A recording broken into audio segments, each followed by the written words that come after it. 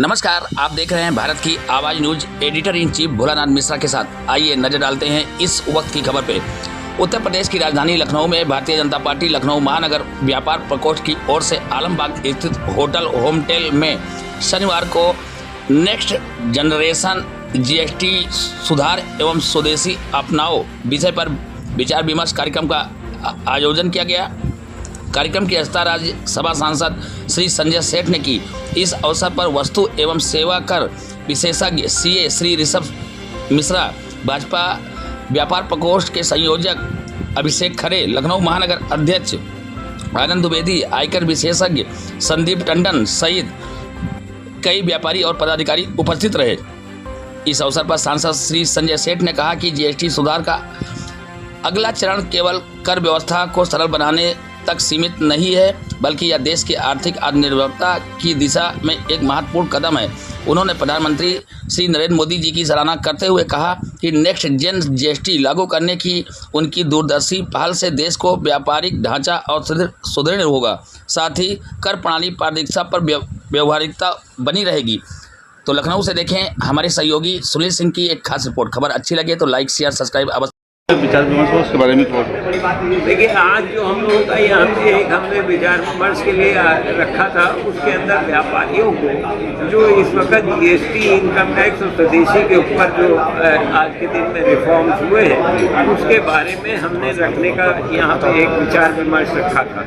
और उसके अंदर जिस तरीके से जीएसटी के रिफॉर्म हुए हैं 5 और 18% और कई जो रोजमर्रा की चीज़ें उसके ऊपर जीएसटी हटाई गई है, उन सब के ऊपर हमने यहाँ पे एक गोष्ठी रखी थी, जिसमें हमने एक कंसल्टेंट भी बुलाए थे, जिन्होंने बहुत ही अच्छी आसान भाषा में इस पूरे मैटर को समझाया है। इनकम टैक्स में भी बहुत सारे रिफॉर्म्स किए गए हैं, जिससे एक आम जनता को बिना किसी की मदद के अपना रिटर्न खुद फाइल करके अपना टैक्स भर सकता है। ये भी एक बहुत बड़ी सुविधा हुई है। तीसरा जो हमारा स्वदेशी है, वो स्वदेशी इस वक्त हमें अपनाने की ज़रूरत है, क्योंकि जिस वक्त आज हमारी जनसंख्या सबसे ज़्यादा है और हमारे ऊपर हमारी अर्थव्यवस्था को देख के बाकी देशों के अंदर हमें दबाने की कोशिश की जा रही है कि हम अपनी अर्थव्यवस्था को ना बढ़ा पाएँ। हमारे मोदी जी का एक विचार रहा है, वो ना कभी झुकेंगे ना देश को झुकने देंगे। उसी क्रम में उन्होंने हम सबसे ये वादा लिया है कि हमें किसी दूसरे देश का सामान नहीं काम में लेना है, हमें अपना देश के अंदर बना हुआ सामान यूज़ करना है, अपने सामान को बेचना है, और जो पैसा हमें इस सब से मिलेगा वो हमारे देश में रहेगा, हमारी अर्थव्यवस्था को बढ़ाएगा। इसी के लिए ये स्वदेशी अपनाने का भी उन्होंने एक हम लोगों को आह्वान दिया है। हमने इसी सिलसिले में यहाँ पे एक गोष्ठी रखी थी, जिसमें सारे हमारे व्यापारी वर्ग के लोग आए थे और उन्होंने बहुत ही अच्छे तरीके से हमने लोगों को जिस तरीके से बताया है, सबको बहुत प्रसन्नता है कि उनको इस पूरे मैटर के बारे में अच्छे से जानकारी हो। व्यापारियों की तरफ से जीएसटी जो है 18% से कम के लिए जो बहुत सारी चर्चा की, उस पर क्या कहना चाहेंगे? जो बहुत व्यापारी हैं जो 18% जीएसटी है, तो बहुत सारे सामान को देखिए, पहले 4 तरीके की थी, अब 2 तरीके की हो गई।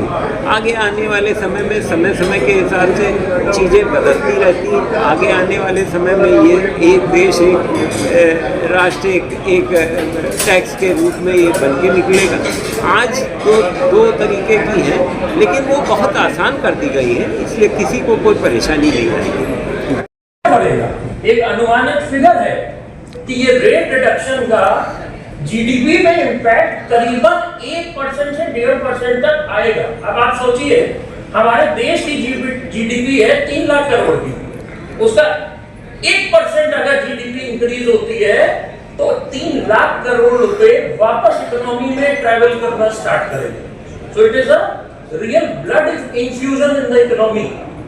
जब हमारी इन्फ्यूज होगी तो कंपनी की सेल्स बढ़ेगी, कंपनी के प्रॉफिट्स बढ़ेंगे। अल्टीमेटली जब कंपनी के प्रॉफिट्स बढ़ेंगे, हमारी इकोनॉमी भी बढ़ेगी, बैंक की लेंडिंग पावर बढ़ेगी, बैंक्स मजबूत होंगे, कंपनी के शेयर प्राइसेस बढ़ेंगे, जिसमें म्यूचुअल फंड में हमारा आपका पैसा बढ़ा है, उसका इनडायरेक्टली बेनिफिट हमारे आपकी जेब में भी आएगा। सो जब भी एक मैक्रो लेवल आप देखेंगे चीजें, पर हाँ जरूर ये बात है कि इसका ग्राउंड लेवल असर दिखने में थोड़ा समय लगेगा। तो हमारा एक तो इंडस्ट्री लेवल एनालिसिस तो होना चाहिए, बट हमें ये भी देखना है कि हमारा मैक्रो लेवल का एनालिसिस क्या कहता है। दूसरी बात,